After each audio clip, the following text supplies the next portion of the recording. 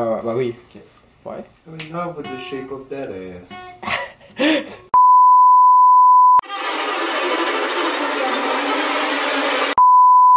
Bon, ben, bonne année, on est rendu en 2018. Puis oui, pour commencer l'année, j'ai un rhume. C'est ça ma voix qui est bizarre. Donc, on va parler des moments marquants de l'année 2017 pour essayer de mieux commencer l'année 2018. Mieux commencer l'année 2018. Pour mieux commencer l'année 2018. Donc là, on va y aller avec la méthode Classroom. On va tout dire ce qui est allé mauvais durant l'année 2017. On va y aller rapidement. Ça a commencé avec Donald Trump qui est rentré en fait dans la Maison Blanche. Bon, vous savez le reste, c'est la merde quoi. Ensuite, ben, il y a eu, comme 2016, plusieurs attentats terroristes. Il y en a eu, attention les pays. Ça en est, parce qu'il y a tellement eu de pays. Faut pas rire à ça, c'est pas drôle. William est en train de rire, hein. William est en train de rire. Ah, il rit des attentats terroristes. Non, mais je suis nerveux, ok? Ah, mais c'est parti de ces affaires-là terroristes. Donc, il y a eu des attentats terroristes en Irak, Syrie, Afghanistan, Espagne, États-Unis, Égypte, Londres et aux Philippines. Et quelques autres pays que j'ai pas noté. Pourquoi? Parce qu'ils sont moins importants? Ben, je sais pas là, c'est juste qu'à venir, il y en a tellement eu que je sais pas plus les noter. Parce qu'ils sont moins importants? Ensuite, après, bon, Donald Trump, après les attentats terroristes, ben, il y a eu les ouragans. L'ouragan Irma qui a bien. Oh? Ça fait mal. Ça, qu'est-ce que tu fais? Shit! Ok, regarde.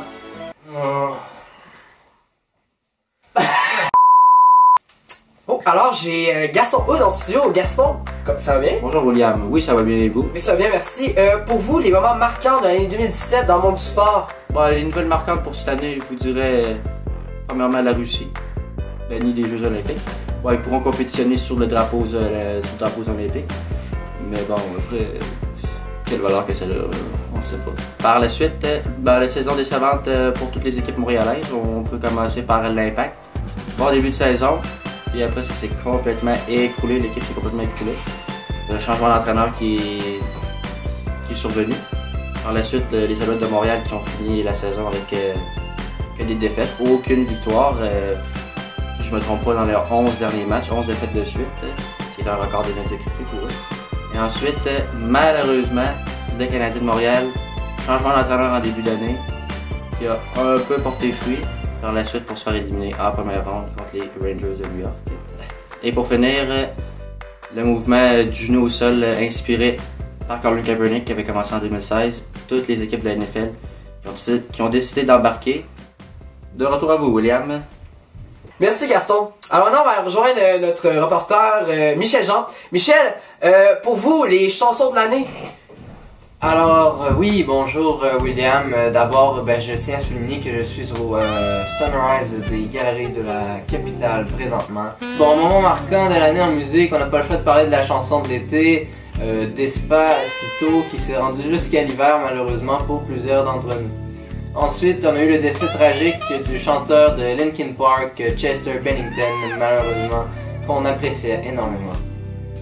Ensuite, on pourrait dire que certains grands artistes rap ont sorti des albums qui étaient plus ou moins attendus, mais qui ont fait plaisir aux fans. On peut dire que l'album de Jay-Z et l'album d'Eminem ont vraiment fait parler d'eux, en bien ou en mal. Alors, William, je terminerai sur un moment fort de l'année. Est-ce qu'un moment, je dirais, faible? Le moment faible, c'est bien évidemment le show de The Weeknd au Centre Vidéotron qui a été annulé le matin même, hein. On parle d'une certaine maladie, mais pour plusieurs, c'est un gros party à Montréal la veille qui l'aurait empêché de venir jusque dans la ville capitale. Puis pour terminer sur un moment fort, je dirais que mon artiste coup de cœur de l'année 2017 a bien évidemment été Ed Sheeran, mais il est incroyable, cet homme fait tout. À vous les studios. Merci Michel. Alors on rejoint Masturbin Tanguay. Masturbin, quels sont les faits cocasses de l'année 2017? Donc tu voulais dire un moment très cocu, William.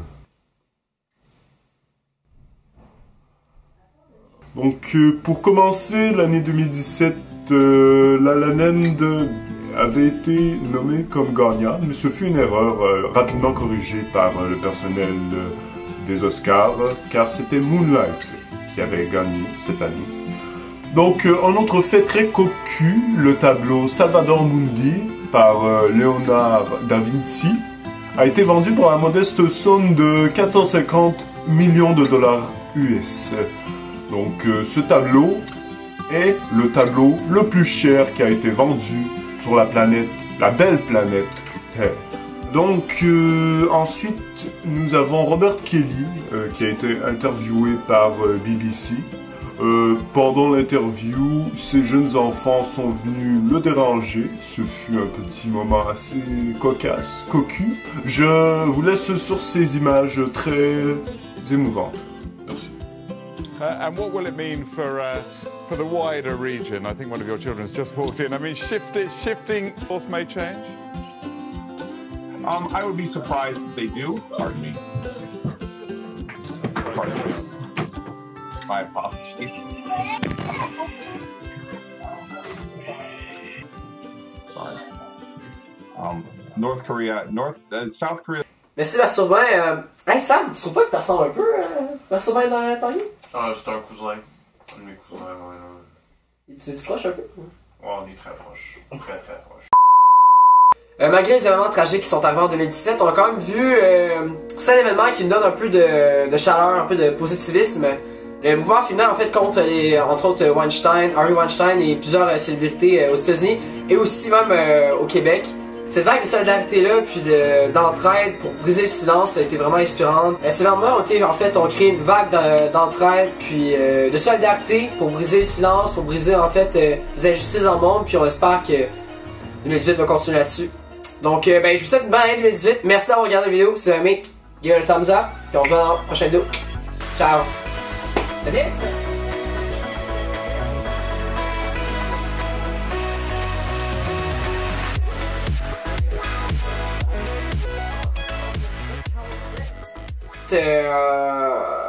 Ah